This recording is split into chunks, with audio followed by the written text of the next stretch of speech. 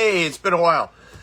Honestly, just been focused on other things. Been working on the recording of season 4 of the Epic Narrative, and I love it. Okay. Granted, I love just about everything. I get excited by just about anything because I love staying in the moment and finding the good that's there. Like Heaven's perspective it just makes life so much fun.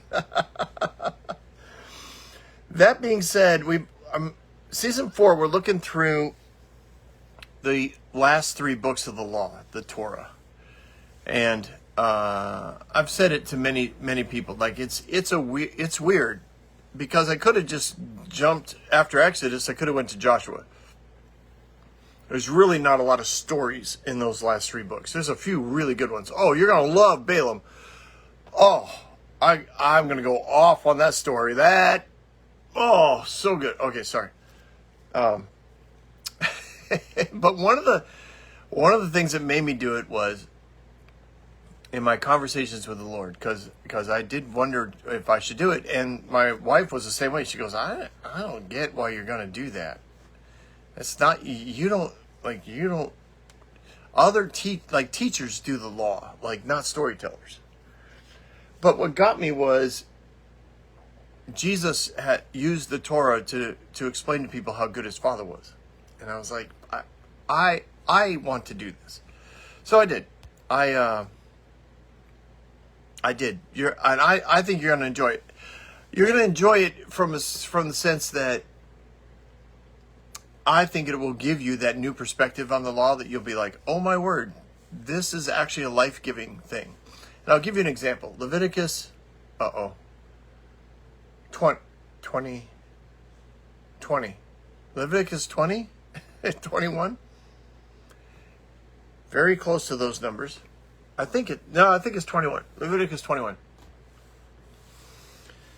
Toward the end of the chapter, all throughout Leviticus, there's a phrase that says, keep my statutes, or keep my decrees, keep my statutes, keep all my statutes, keep all my decrees. And so many times, right, in the Western church, that's been used to beat people to death. Keep them, God says, keep my command, keep my statutes, keep my decrees. Listen, in the contextual literary aspect of what's going on there, that phrase means develop these traditions, develop this culture of love and relational connection. I mean, honestly, as we go through the laws, and there are a freak ton of them, it's really about caring for each other. It literally is what Jesus said the law is, which is love God and love people.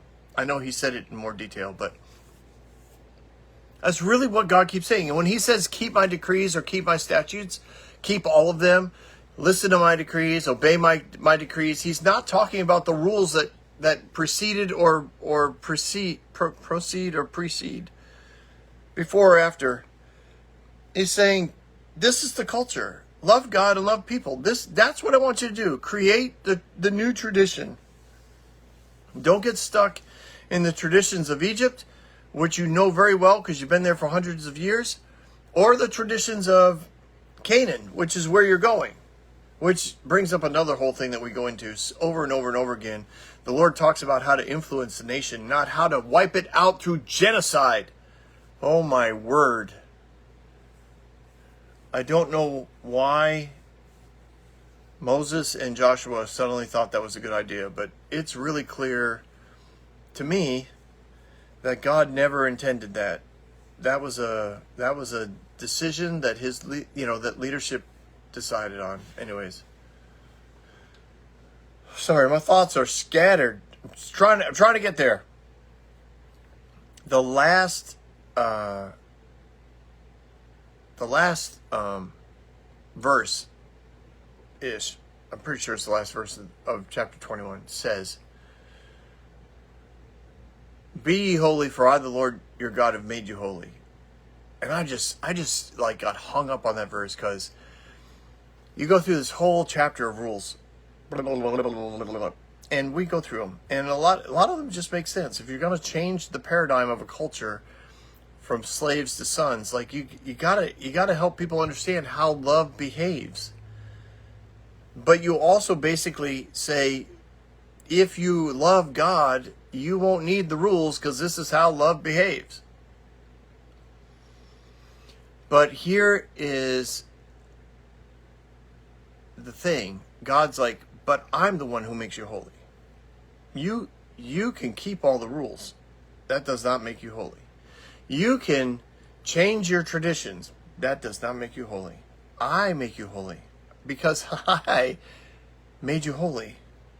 I know your identity. I know the truth, and I declare it.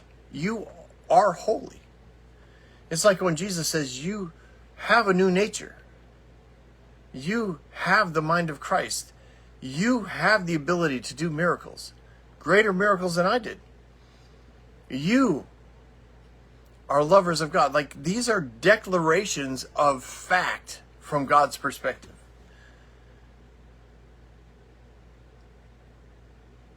And when the enemy comes up against you and he whispers in your ear, well, you can't be holy. I mean, look at the way you behave. God's like, has nothing to do with it. I made them holy. This is even in the Old Testament, not through the blood of Jesus, keeping the angry judge from killing you. No, this is just God saying, I made them holy. Me. They're holy because I said so. He actually says that a number of times through Leviticus, and you'll see it as we, I do record everything in advance. I get it all locked and loaded because everybody who works on this is a volunteer, and I try to honor them by putting it all out there early so that they have time to process it, equalize it, and make a good podcast out of it. But you'll hear that pattern in the Torah over and over again. It's not about obeying the rules. It's because God already declared it. You are who I say you are. And that's a good thing. And you will behave this way if you love me. And this is the way you'll behave. Like, it's going to change everything in your world. Love changes that. Love changes everything. I wish I could remember that phrase. That was a good phrase. If you love God, you don't need the rules. You'll behave that way anyways. It's just the way it's going to be. You are holy. Because that's what God says you are. All right. Peace. Have a great day. Looking forward to seeing you as always.